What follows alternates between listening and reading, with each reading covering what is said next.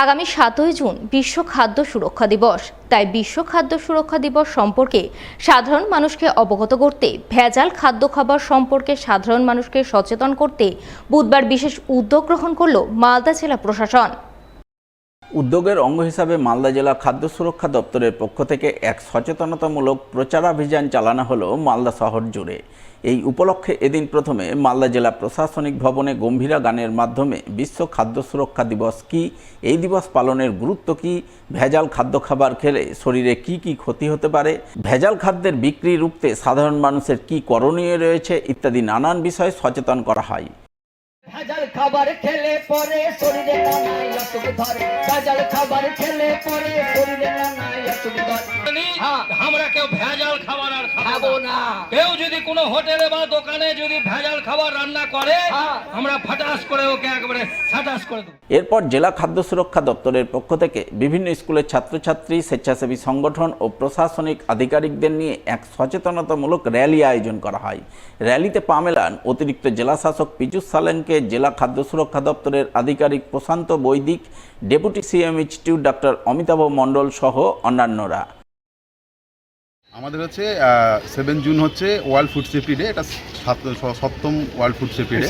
সেই হিসাবে আমরা আজকে সচেতনতা হিসাবে আমাদের যে ডিস্ট্রিক্ট ফুড সেফটি সেল রয়েছে খাদ্য সুরক্ষা দপ্তর মালদা, সমস্ত লাইন ডিপার্টমেন্ট, বিজনেস অ্যাসোসিয়েশন, বিজ্ঞান মঞ্চ, এদের নিয়ে আমরা একটা অ্যাওয়ারনেস প্রোগ্রাম করছি।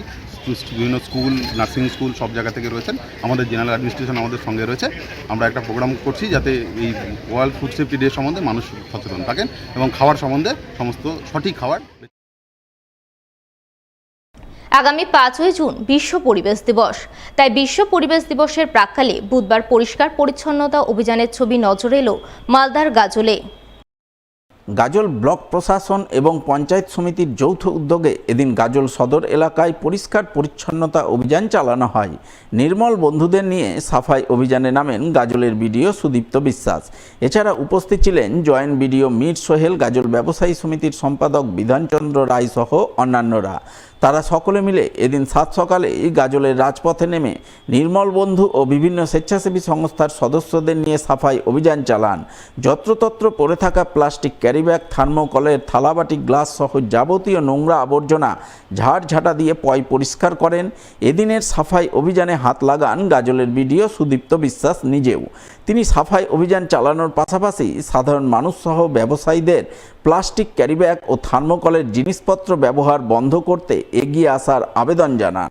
এছাড়াও গাজলের রাস্তাঘাট পরিষ্কার পরিচ্ছন্ন রাখতে যত্রতত্র নোংরা আবর্জনা না ফেলা, শুকনো আবর্জনা ব্লক প্রশাসনের দেওয়া ব্যাগে রেখে সাফাই কর্মীদের হাতে তুলে দেওয়া ইত্যাদি নানান বিষয়ে সচেতন করেন। আমাদের যে এসডব্লিউএম প্রজেক্ট চলছে তার সঙ্গে পিডব্লিউএম প্রজেক্টও শুরু হবে। এই এলাকায় যত প্লাস্টিক আছে সেই প্লাস্টিকগুলোকে যদি আমরা আলাদাভাবে শুকনো প্লাস্টিক কালেক্ট করতে পারি, এলাকাও পরিষ্কার থাকবে এবং আমাদের পিডব্লিউএম যেটা আছে সেটাও চলবে, গাজলবাসী উপকৃত হবে। এই উদ্দেশ্যে সব দোকানে দোকানে সমস্ত বাড়িতে গিয়ে আমরা একটা করে ব্যাগ আমরা দিতে চাইছি এখানে। এই ব্যাগে যাতে শুকনো প্লাস্টিক মানুষ রাখে, শুধু মানুষই নয় খরিদ্দারও যাতে এটা রাখে সেই ব্যবস্থা আমরা করছি। আমাদের অতিথি সাহেবকে আমরা ধন্যবাদ জানাচ্ছি যে এমন একটা উদ্যোগ নেওয়ার জন্য।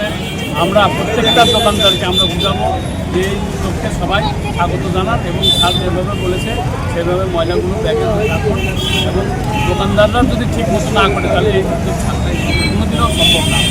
দোকানদারদের আমরা ব্যবসায়িক সংগঠন থেকে বুঝাবো যে গাজলকে পরিষ্কার